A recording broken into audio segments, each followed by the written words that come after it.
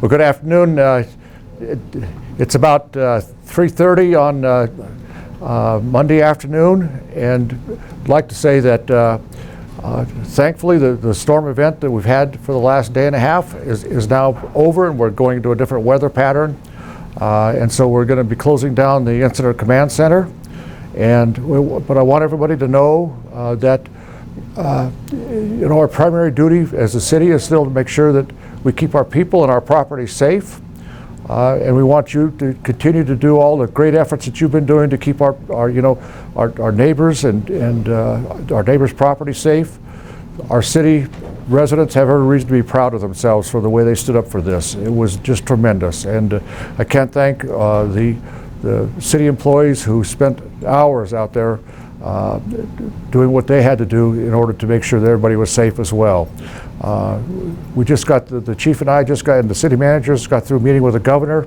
We are out at the Rhodes and Curry Street area and let the governor know how appreciative we were of all the state facilities, the state assets that were used.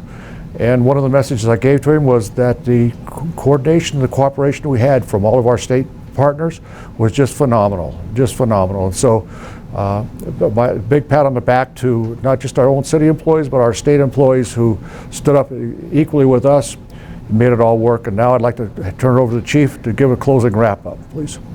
So on behalf of the Emergency Operations Center, we'd like to tell you tonight that we're going to have a change in our weather pattern, that some of the rain that we've had in the last few days is now possibly going to turn into snow. We could have snow on the valley floor tonight and even in the morning, so we want you to really be careful with tomorrow morning's commute.